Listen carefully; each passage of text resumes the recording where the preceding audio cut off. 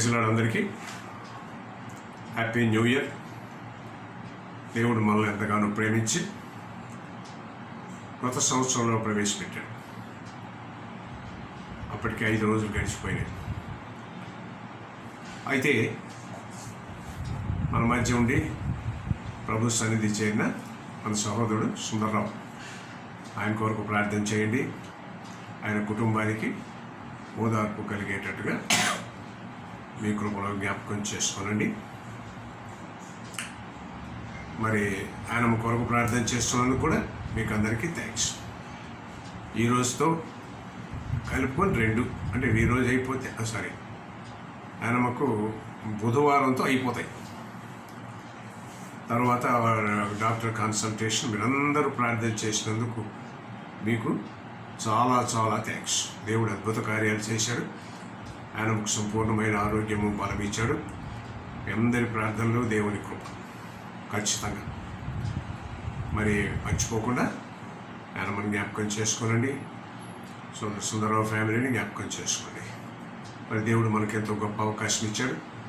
కాబట్టి ఈ మళ్ళా బైబిల్ క్లాస్ స్టార్ట్ చేశాము. క్లాస్కి వెళ్ళక ముందుగా ప్రార్థన చేసుకోండి. ప్రేమ గల మా తండ్రి, పరిశుద్ధ దేవ, నమ్మదగిన మా తండ్రి, మీకు వందనాలు స్తోత్రాలు. నన్ను మమ్మల్ని మీ వారిగా మార్చుకొని మీ కృపను మాకు విస్తరింపచేసి మా శరీరాలకు ఆరోగ్యాన్నిచ్చి ఆత్మలకు క్షేమాన్నిచ్చి మా జీవిత కాలంలో మరి ఒక దినమిచ్చి ఇదిగో బైబిల్ క్లాస్ మళ్ళీ కొత్త సంవత్సరంలో ప్రవేశించే ధన్యత మాకు దయచేసినందుకు మీకే వందనాలు స్తోత్రాలు. జనవరి నెల 6వ తారీఖు మాకు దయచేశారు.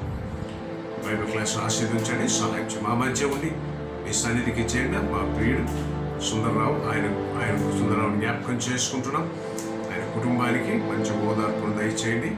మరి మీ కృపలో వారు విశ్వాసంలో ఎదిగి వృద్ధి పొందటానికి సహాయం చేయమని, ఆ కుటుంబానికి నెమ్మదిని దయచేయమని కూడా ప్రార్థన చేస్తున్నాను. మరి అలాగే జ్ఞానం కొరకు అనేకులైన విశ్వాసులు ప్రియులు ప్రార్థన చేశారు. మా అందరి ప్రార్థనలు మీరు విని జ్ఞానంకి ఎంతో నెమ్మదినిచ్చారు. ప్రేమ గల మా తండ్రి, ఇక బుధవారంతో అంటే ఈ రోజుతో ఆర్టీలు అయిపోతాయి. అన్నింటిలో సహాయం చేశారు. అన్ని లెవెల్స్ అద్భుతంగా ఉన్నాయి. క్షేమాన్ని దయచేయండి. వెయిట్ పెరిగే విషయంలో సహాయం చేయండి. మరి వారి తిరుగు ప్రయాణం, హైదరాబాద్ ప్రయాణాన్ని కూడా ఆశీర్వదించి సహాయం చేయమని వేడుకుంటున్నాం. ఇదిగో ఈ బైబిల్ క్లాస్ను ఆశీర్వదించండి. మీ వాక్యంతో మమ్మల్ని భద్రపరచండి. మీ వాక్యంతో మమ్మల్ని బలపరచండి. మీ వాక్యంలో ఉన్న లోతైన సంగతులు మాకు తెలియచేసి మా జీవితాన్ని స్థిరపరచుకోవడానికి సహాయం చేయమని యేసు క్రీస్తు పరిశుద్ధ నామమున వేడుకుంటున్నాము తండ్రి, ఆమేన్. మరి మీకు అందరికీ గుర్తు ఉంటుంది అనుకుంటున్నా, మనం కీర్తనల గ్రంథం కొన్ని అధ్యాయాలు స్టడీ చేయబోతున్నామని మనం ఈ కీర్తనల గ్రంథం స్టడీ ఆరంభం చేసినప్పుడు చెప్పాను. దాదాపు ఒక 20 కీర్తనలు మాత్రం మనం చదవబోతున్నాం. అయితే ఆ 20 మాత్రం డీటెయిల్గా చదువుతున్నాం. ఇప్పటికి మీకు గనక గుర్తు ఉంటే, 1 ముందు ఇంట్రడక్షన్ చెప్పి 1కి వచ్చాను. తర్వాత 8, తర్వాత 19, తర్వాత 20. మరి ఈరోజు దేవుడు మనకిచ్చిన సమయాన్ని బట్టి 22వ కీర్తనల గ్రంథం 22వ అధ్యాయానికి వెళ్దాం. మీరు బాగా గుర్తు పెట్టుకుంటే, కీర్తనలు పాడుకోవటానికే కాదు, వల్లించుకోవటానికే కాదు, లోతైన విషయాలు ప్రభు అందులో దాచిపెట్టి ఉన్నాడు. కాబట్టి పైన చదివేసి గుర్తు పెట్టుకోవడం కాదు, ఒక్కొక్క వాక్యం, ఒక్కొక్క వచనం, ఒక్కొక్క అధ్యాయం ఒక సిగ్నిఫికెన్స్తో ఉన్నది. ఆ విషయాన్ని ఎప్పుడు మీరు గుర్తు పెట్టుకొని ఉండండి. అందుకనే చాలా సీరియస్గా మనం దేవుని వాక్యాన్ని చదవాలి. అందులో ముఖ్యంగా ఈ కీర్తనల గ్రంథం 150 అధ్యాయాలు ఉన్నాయి. మీరు కొన్నింటిని కంఠస్థం చేయండి. భార్య భర్తకు అప్పచెప్పండి, భర్త భార్యకు అప్పచెప్పండి, తల్లిదండ్రులు పిల్లలకు చెప్పండి, పిల్లలు తల్లిదండ్రులకు చెప్పండి. ఇది గంభీరంగా చేయండి. ఈరోజు 22వ అధ్యాయానికి వస్తున్నాము.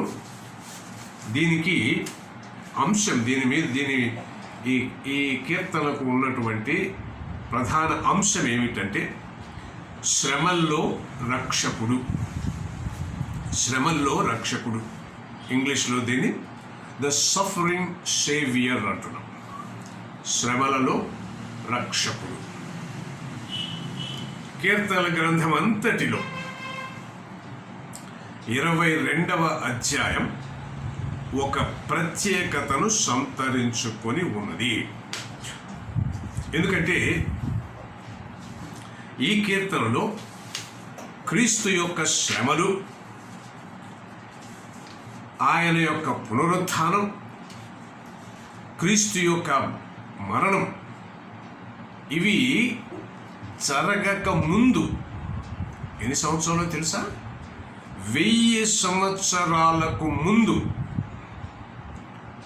ఏమి జరగబోతుందో, 1000 సంవత్సరాల తర్వాత ఏమి జరగబోతుందో దేవుడు కీర్తన ఈ దావీదుకు ఇంత అద్భుతమైన జ్ఞానాన్ని ఇచ్చాడన్నమాట. అందుకనే ఇందులో క్రీస్తు శ్రమలు, క్రీస్తు యొక్క పునరుత్థానం, క్రీస్తు యొక్క మరణం అంటే వీటన్నిటికీ 1000 సంవత్సరాలకు ముందు ఇక్కడ ఈ 22వ అధ్యాయంలో చిత్రీకరింపబడి ఉన్నవి. అందుకే ముందు జరగబోయే వాటిని చెప్పబడిన అధ్యాయం. దీన్నే ప్రొఫెటిక్ అంటున్నాం ఇంగ్లీష్లో. జరగబోయేది అంటే బాగా ఆలోచించండి. ఈ దైవజనులకు దేవుడు ఎంత జ్ఞానాన్ని ఇచ్చాడంటే 1000 సంవత్సరాల తరువాత జరగబోయేది ఇప్పుడే చెప్పేశాడు. ఆనాడు గ్యారంటీగా వాళ్ళకి అర్థమై ఉండదు. ఈరోజు కూడా చాలామంది దీన్ని మంచి జాగ్రత్తగా చదవకపోతే ఈరోజు కూడా ఇది గ్రహింపుకు రాదు. శిలువ శ్రమకు సంబంధించిన 9 భాగాలు, బాగా జాగ్రత్త వినండి. శిలువ శ్రమకు సంబంధించిన 9 భాగాలు ఈ 22వ అధ్యాయంలో కీర్తన గ్రంథం 22లో చెప్పబడి ఉన్నవి. ఇవన్నీ ఈ 9 భాగాలు యేసుక్రీస్తు శిలువ మీద అనుభవించిన 6 గంటల శ్రమల్లో జరిగిన విషయాలు. మనం చెప్పమంటారా? 6 గంటల్లో యేసు ప్రభు పొందిన శ్రమలన్నీ 9 భాగాలుగా ఈ 22వ అధ్యాయంలో చెప్పబడి ఉన్నవి. ఆ తర్వాత ఈ కీర్తన చివరి భాగంలో యేసుక్రీస్తు యొక్క పునరుత్థానాన్ని కూడా ప్రస్తావించడం జరిగింది. శ్రమే కాదు, మరణమే కాదు, పునరుత్థానాన్ని కూడా ఇక్కడ ప్రస్తావించడం ఈ 22వ అధ్యాయంలో జరిగింది. అందుకనే దైవజనులు ఏమన్నారంటే ఈ 9 విషయాలు యేసుక్రీస్తు జీవితంలో పూర్తిగా నెరవేరినవి అన్నారు. ఈ 9 విషయాలు క్రీస్తు జీవితంలో నెరవేరినవి. అయితే మనమేమి స్టడీ చేయబోతున్నామంటే ఈ కీర్తనలో 2 ముఖ్యమైన భాగాలు ఉన్నాయి. 9 భాగాలు చూసి మీరు 9 స్టడీ చేసుకోండి నెమ్మదిగా. అయితే మనం చూడబోయేది 2 ముఖ్యమైన భాగాలు. మొదటి 21 వచనాలు అంటే 22వ అధ్యాయం 1 నుండి 21వ వచనం వరకు ఒక వ్యక్తి పడినటువంటి శ్రమలు,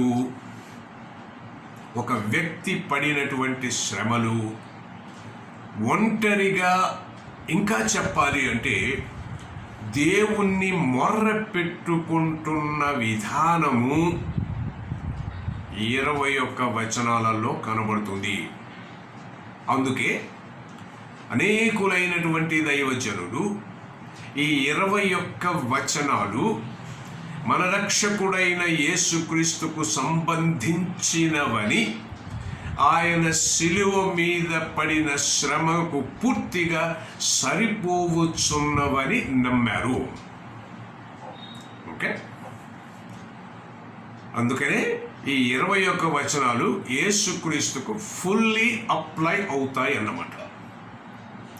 మరి 22వ వచనము నుండి చివరి వచనం వరకు, అంటే 31వ వచనం, 22 నుండి 31వ వచనం వరకు ఆ శ్రమ పడేటటువంటి వ్యక్తి ఒంటరిగా లేడని, కొంతమంది మధ్య ఉంటూ దేవుణ్ణి స్తుతించుచు తన జయాన్ని గూర్చి గంభీరంగా మాట్లాడుతూ ఉన్నట్టుగా వర్ణన జరిగినది. మళ్ళా చెప్తాను. ఈ 22 నుండి 31 వరకు ఆ శిలువ శ్రమ పడుతున్న వ్యక్తి ఒంటరిగా లేడని, కొంతమంది మధ్య ఉంటూ దేవుణ్ణి స్తుతించుచు తన జయాన్ని గూర్చి గంభీరంగా మాట్లాడినట్టుగా వివరణ ఇవ్వబడినది. ఇంకా చివరి మాటలైతే, చివరిగా చెప్పబడిన మాటలైతే ఈ సృష్టి ఆయన్ను ఆరాధించాలన్న విధానంగా ముగిస్తుంది. కాబట్టి సృష్టి యావత్తు ఆయనను ఆరాధించాలి అని ముగింపు జరుగుతుంది. కాబట్టి ఈ 22వ అధ్యాయం చాలా ప్రధానమైనది. అందుకని దీన్ని మనం ఇప్పుడు ధ్యానం చేద్దాం. ఈ బైబిల్ తెరిచి పెట్టుకున్నారు కదా, రాసుకునే వాళ్ళు పెన్ను కాగితం రెడీగా పెట్టుకొని ఉండండి. ఇప్పటి వరకు కూడా చెప్పింది మీరు రాసుకొని ఉండవచ్చు. మొదటి 2 వచనాలు బాధతో కూడిన ఆర్తనాదము లాగా ఉన్నాయి. మొదటి 2 వచనాలు బాధతో కూడిన ఆర్తనాదము అంటే మూలుగుతూ చేసేటటువంటి. గమనించండి, ఈ అధ్యాయం మనకు గ్రహింపు కావాలి అంటే నెమ్మదిగా చదువుకుంటూ వెళ్ళాలి. ఈ అధ్యాయంలో ఉన్న విషయాలు చాలా నెమ్మదిగా చదువుకుంటూ వెళదాం. క్రీస్తు శిలువ మీద మన కొరకు పలికినటువంటి మాటలతో ఈ కీర్తన ఆరంభమవుతుంది. శిలువ మీద పలికిన మాటలతో ఆరంభమవుతుంది. కాబట్టి మొదటి 2 వచనాలు చదువుతున్నాను. కీర్తనల గ్రంథం 22వ అధ్యాయం. ప్రధాన గాయకునికి అయ్యత శాతాను అను రాగము మీద పాడదగినది దావీదు కీర్తన. నా దేవా నా దేవా, నీవు నన్నేలా విడనాడితివి, నన్ను రక్షింపక నా ఆర్తధ్వని వినక నీవేళ దూరముగా ఉన్నావు. నా దేవా, పగలు నేను మొరపెట్టుచున్నాను, రాత్రి వేళ నేను మౌనముగా ఉండుట లేదు, అయినను నీవు నాకు ఉత్తరమీయకున్నావు. సరే, మరి దీని విషయం ఏమిటో చూద్దాం. చూడండి, ఈ 2 వచనాలను బాధతో కూడిన ఆర్తనాదము అని అంటున్నాం కదా. కృత నిబంధన ప్రకారం తన జీవితంలో చివరిగా క్రీస్తు మాటలుగా, అనగా చీకటి కాలంలో అంటే శిలువ మీద మాట్లాడిన మాటలుగా ఉన్నాయి కదూ. ఆయన శిలువ మీద వ్రేలాడిన మొదటి 3 గంటలు, బాగా గమనించండి, శిలువ మీద వ్రేలాడిన మొదటి 3 గంటలు సూర్యుడు బ్రహ్మాండంగా ప్రకాశిస్తూనే ఉన్నాడు. మొదటి 3 గంటలు పట్టపగలు. అందువలన మామూలు పగలే అక్కడ కనబడుతూ ఉన్నది. అయితే మిట్ట మధ్యాహ్నం అనుకోకుండా ఆ ప్రాంతమంతా ఆ ప్రాంతం అంతా చీకటి ఆవరించింది. ఈ చీకటి యెరూషలేము అంతా కూడా ఆవరించింది. అటు యెరూషలేము పట్టణము, ఈ గొల్గతా కొండ అంతా చీకటి అయిపోయింది. పట్ట పగలు చీకటి అయిపోయింది. ఆ విధంగా 3 గంటలు గడిచినవి. శిలువ మీద వ్రేలాడుతూ 3 గంటలు పగలు, 3 గంటలు రాత్రి అయిన సన్నివేశాలు ఇక్కడ కనబడుతున్నాయి. చూడండి ప్రియమారు, మరి అక్కడ ఆ విధంగా చీకటి కమ్మడానికి సూర్యగ్రహణం దినం కాదు. ఒకవేళ సూర్యగ్రహణం వచ్చిందనుకుంటే ఒక చీకటి అనుకోవచ్చు. అయినా ఒకటి గమనించండి, సూర్యగ్రహణం వచ్చినా 3 గంటలు ఉండదు. ఎక్కువసేపు ఉంటే ఒక పావు గంట ఉంటుంది, అంతకంటే ఎక్కువసేపు ఉండదు. కాబట్టి ఇది సూర్యగ్రహణ దినం కాదు. అయినా సడన్గా ఆ యెరూషలేం పట్టణము, గొల్గతా కొండ మొత్తం చీకటి అయిపోయింది. ప్రియమైన వాళ్ళారా, మరి ఇటువంటి సన్నివేశాలు ఎక్కడైనా జరిగాయా అంటే డే టైం, పగటి పూట సడన్గా చీకటి అవ్వటం ఎక్కడైనా జరిగాయంటే జరిగాయి చరిత్రలో. ఒకటి మీకు గుర్తు చేస్తాను. 1780వ సంవత్సరంలో బాస్టన్ అన్న ఒక పట్టణ ప్రాంతం, అమెరికాలో బాస్టన్ సిటీ ప్రాంతంలో సడన్గా పట్ట పగలు చీకటి అయిపోయిందట. 1780. దాన్ని చాలామంది చూశారు, కానీ ఎవ్వరు వివరించలేకపోయారు. అంత చీకటి ఎలా వచ్చింది అని ఎవ్వరు చెప్పలేకపోయారు. ప్రియమైన వాళ్ళ, ఎలా జరిగింది ఇది అని వాళ్ళ ఊహకు అందలేదు. అటువంటిది యెరూషలేములో జరిగినది. యేసుక్రీస్తు శిలువ మీద వ్రేలాడుతున్నప్పుడు ఆర్తనాదం, ఈ అరుపు లేకపోతే ఈ గ్రోనింగ్, బాధతో ఆర్తనాదం 22వ అధ్యాయంలో పగలు రాత్రి జరిగినది. అయినను దేవుడు ఉత్తరమివ్వలేదు. కాబట్టి ఇది 2 వచనాలు, 1, 2. తర్వాత చూడండి 3, 4, 5 వచనాలు. 3, 4, 5 వచనాలు చూద్దాం ఇప్పుడు. దేవుని నమ్మకతను గురించి చెప్పుచున్నాడు. క్రీస్తు పలికినటువంటి మాటలు మీకు గుర్తొస్తున్నాయి. శిలువ మీద ఎలోయి ఎలోయి లామా సబక్తాని అని అరమేయిక్ భాషలో ప్రభు మాట్లాడాడు. వాటికి తెలుగులో అర్థం ఏమిటంటే, నా దేవా నా దేవా నన్నెందుకు చేయి విడిచితివి అని అర్థం. చుట్టుపక్కల ఉన్నవారు ఏమనుకుని ఉంటారు, ఈ భాష అర్థం కాని వాళ్ళు, లేకపోతే ఇదే మాట్లాడే మాటలు గ్రహింపు లేని వారు ఏమనుకుని ఉంటారు, ఏలియాను పిలుస్తున్నాడు కాబోలు అనుకున్నారు. కొందరేమో తను ఒంటరిగా శిలువ మీద వేలాడుతున్నాడు కాబట్టి దేవుణ్ణి పిలుస్తున్నాడేమో అని కొంతమంది అనుకున్నారు. గత చరిత్రలో దేవుడు తన మీద నమ్మకం ఉంచిన వారిని వదిలిపెట్టిన సన్నివేశాలు లేవు. వారు పాపులైన ప్రభు మీద ఆధారపడిన వారిని ప్రభువుకు మొర్రపెట్టినప్పుడు ఖచ్చితంగా వాళ్ళను రక్షించాడు. గమనిస్తున్నారా? కాబట్టి ఆయన మీద నమ్మకం ఉండి మొర్ర పెట్టుకుంటే ఆయన వదిలిపెట్టే ప్రసక్తే లేదు. ఇది 3 నుండి 5 వచనం వరకు.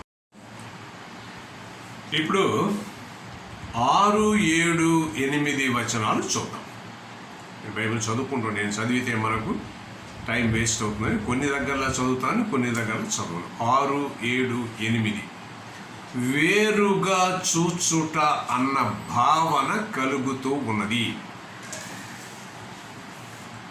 నేను నరుడను కాను, నేను పురుగును అన్నాడు. దేవుడు తనను వేరుగా చూస్తున్నట్లు ఈ భాషను బట్టి మనకు అర్థమవుతుంది కదూ.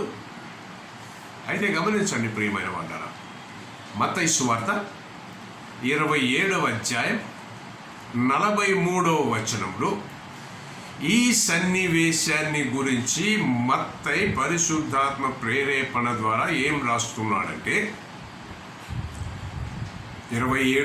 మత్తయి 27:43 వాడు దేవుని యందు విశ్వాసముంచెను, నేను దేవుని కుమారుడనని చెప్పెను గనుక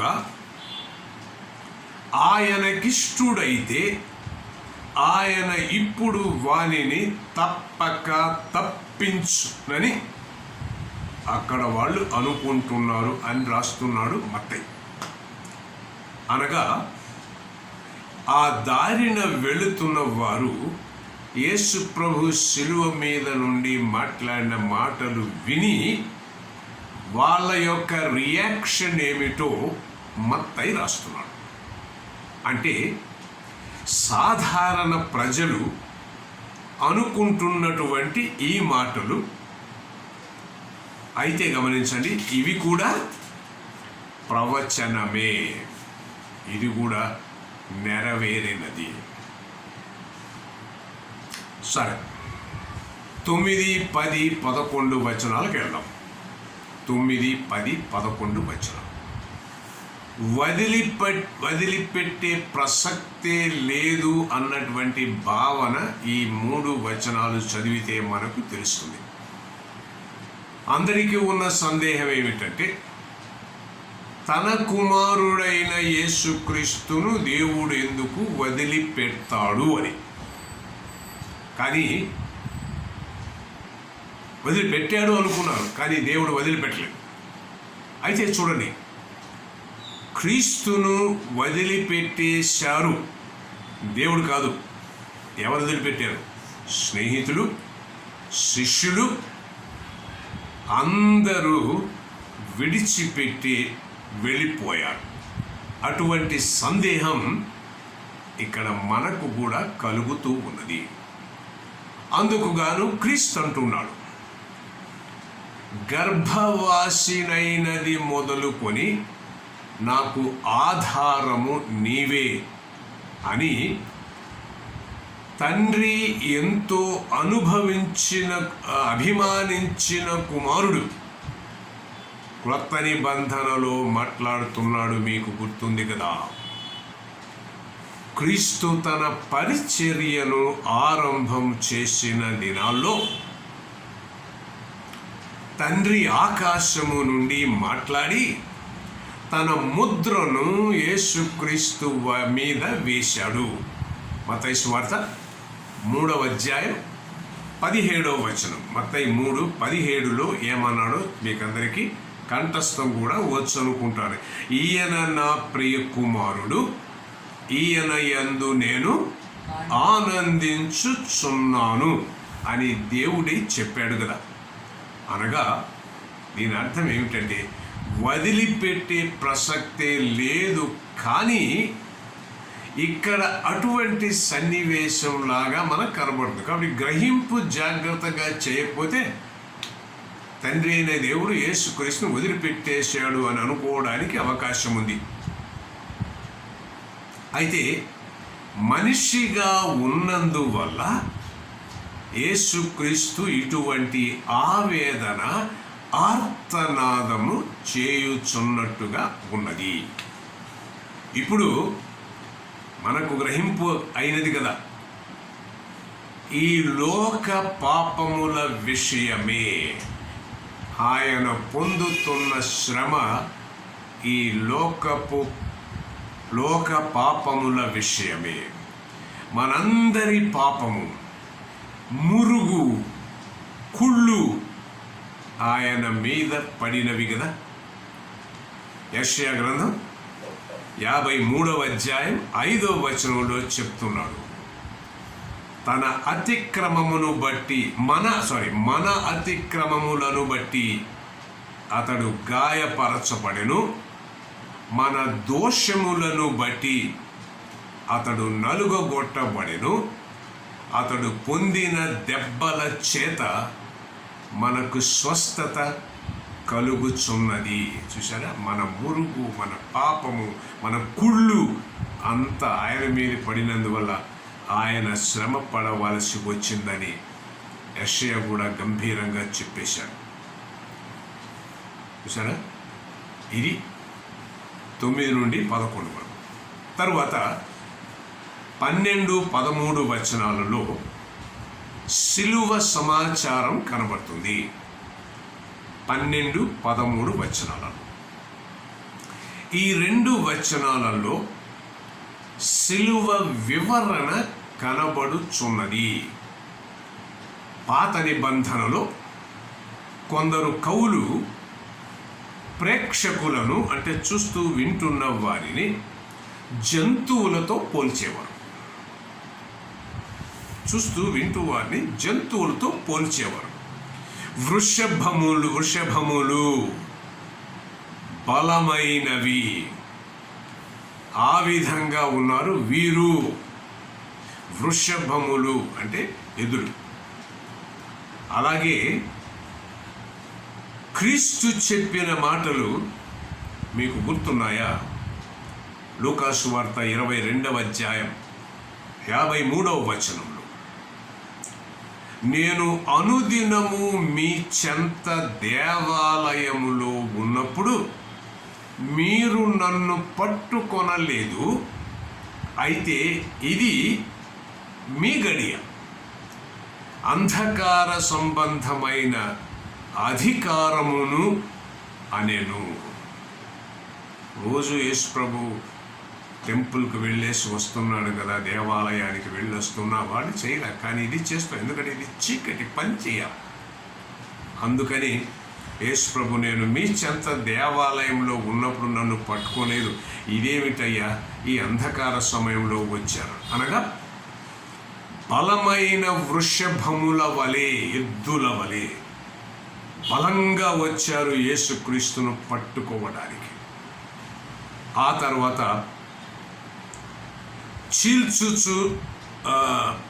చీల్చును గర్జించుటయు ఉండు సింహము వలె అన్నాడు. చీల్చుచును గర్జించుచును ఉండు సింహము వలె అన్నాడు. అంటే అక్కడ సందర్భం మీకు అర్థమైందా? యేసుక్రీస్తు తన చుట్టూ ఉన్న వాళ్ళు ఎవరంటే ఆయన విరోధులే. ఆయన చుట్టూ ఉన్నట్టు 1000 సంవత్సరాలకు ముందు దావీదుకు దేవుడు అద్భుతమైన జ్ఞానాన్ని ఇచ్చాడు. కాబట్టి యేసుక్రీస్తు జీవితంలో జరగబోయే విషయాలు ఈ 22వ అధ్యాయంలో మన కొరకు పరిశుద్ధాత్మ దేవుడు రాసిపెట్టాడు. జాగ్రత్తగా చదివితే ఇవన్నీ యేసుక్రీస్తులో నెరవేరినవి. మరి అందుకనే జాగ్రత్తగా చదువుకున్నామా? దేవుని వాక్యాన్ని ఎప్పటికీ జాగ్రత్తగా చదువుకుందాం, ధ్యానం చేద్దాం. అక్కడి వరకు ఆపుకుందాం ప్రియమైన వాళ్ళ. మరి రేపు మనం వచ్చినప్పుడు 14, 15 వచనం నుండి స్టార్ట్ చేసి ప్రభువు మనకిచ్చిన సమయాన్ని బట్టి ఆ 31 వచనాలు అయిపోయి చేసుకుందాం. ఓకే, మళ్ళీ ఒకసారి చదువుకోండి ఈ కీర్తనలను. ఇప్పటి వరకు దేవుడు అద్భుతమైన జ్ఞానాన్ని మీకు దయచేయను కాక. ప్రార్థన చేసుకుందాం. నమ్మదగిన దేవ, ప్రేమమయుడ, పరిశుద్ధ దేవ, సర్వోన్నతుడ, మీకు స్తుతులు స్తోత్రాలు. మేము మీ వారముగా మారటానికి మీరే ఇష్టపడ్డారు. మేము మీ వారముగా ఉండటానికి మీరు ఇష్టపడి ప్రభువైన యేసుక్రీస్తుని లోకానికి పంపించారు. 1000 సంవత్సరాలు క్రీస్తు శ్రమ, మరణ, పునరుత్థానాలు జరగక ముందు 1000 సంవత్సరాల ముందుగానే మీరు ఏమి జరగబోతుందో యేసుక్రీస్తు గురించి ఈ ప్రవచన వాక్యాలు దైవజనుడైనటువంటి దావీదు ద్వారా మాకు తెలియచేస్తున్నారు. ఈ 22వ కీర్తన గ్రంథం 22వ అధ్యాయం. మీ జ్ఞానం మాకు ఇవ్వండి. మీ జ్ఞానం మాకు ఇవ్వకపోతే మేము వీటిని అర్థం చేసుకోలేము మా తండ్రి. మీ జ్ఞానంతో నింపి, మరి మీ పరిశుద్ధాత్మతో నింపి, మీకు ఇష్టమైన జనాంగముగా మేము ఉండగలిగినట్టు మీ జ్ఞానం కలిగి నడవటానికి మీ కృపను మాకు విస్తరింపచేయమని, మరి విన్న ప్రతి ఒక్కరిని భద్రపరచుమని, మీ వెలుగుతో నింపి మేమందరం ప్రభువైన యేసుక్రీస్తు రాకడ కొరలో ఎత్తబడటానికి తగిన విశ్వాస విధానం కలిగి ఉండటానికి సహాయం చేయమని యేసుక్రీస్తు పరిశుద్ధ నామమున వేడుకుంటున్నాము తండ్రి. Amen. Praise the lord. Praise the lord.